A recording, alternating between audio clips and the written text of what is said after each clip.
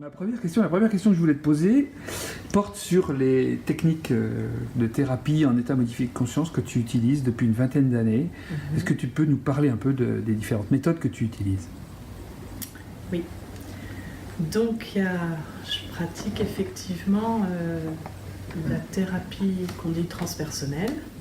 Donc, c'est une approche qui, comme Christian Thalschaller l'évoque, il parle de sous-personnage.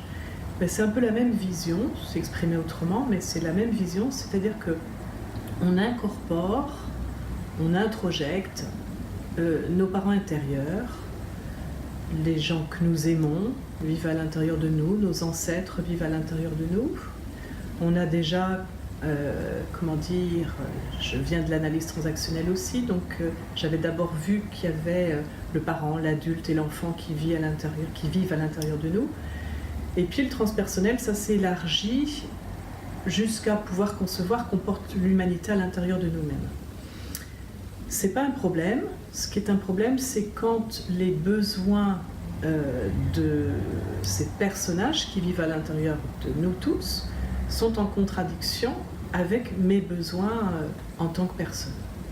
Et donc je vais travailler avec les personnes pour que ces sous-personnages, en tout cas ces êtres qui nous habitent, ces énergies, je dirais aussi, qui nous habitent, puis vivre avec nous en harmonie.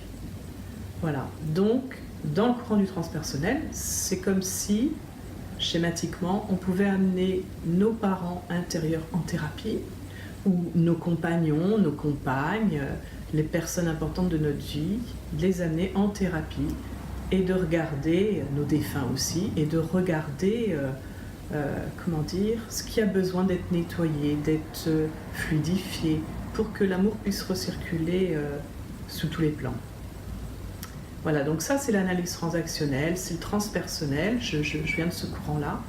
Et puis progressivement, j'ai découvert Grof, la respiration holotropique.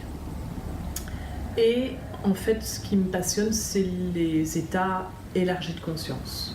Alors, avec le transpersonnel, je suis déjà beaucoup là-dedans, parce que au fur et à mesure que les gens découvrent cette pratique, ils vont développer une aptitude à sentir. Et ils vont sentir les émotions, ils vont changer de coussin, ils vont devenir par exemple leur grand-père. Et puis, tout à coup, une émotion arrive qui va les submerger, ils vont être étonnés. Et progressivement, il y a une fluidité. C'est-à-dire, j'ai travaillé encore cet après-midi avec un groupe et une femme pouvait remonter ses parents, ses grands-parents, ses arrière-grands-parents, et que des émotions se libèrent, de la conscience arrive. Et ça, c'est possible qu'à partir du moment où on lâche prise et où c'est plus notre cerveau gauche, analytique qui prend le dessus, mais au contraire quand on se laisse sentir juste ce qu'on perçoit. Alors c'est déjà ce qui se passe en hypnose.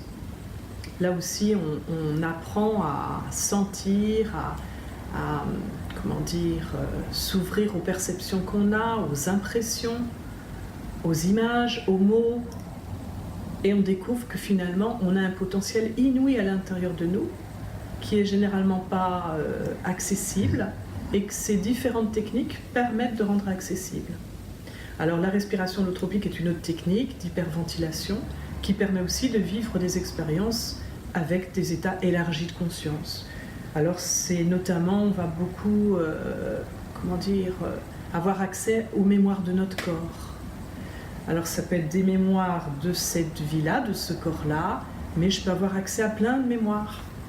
Je peux avoir l'impression de vivre des vies antérieures, je peux retrouver des événements traumatiques de ma toute petite enfance, je peux même avoir la conscience de ma conception. J'ai un souvenir qui me vient en tête d'un vieil ami qui était un ancien motard et qui avait 75 ans, qui était un peu perclus de douleur. J'étais émerveillée de le voir en séance de respiration holotropique parce que tout à coup, ce vieux monsieur de 75 ans prenait son pied, le mettait dans sa bouche avec une souplesse extraordinaire parce que c'était son nouveau-né qui qui étaient là, qui étaient en train de vivre une expérience magnifique. Donc on a un potentiel infini. Voilà. Et puis une autre de mes approches que j'aime beaucoup aussi, c'est le désert. Donc j'emmène des groupes dans le désert.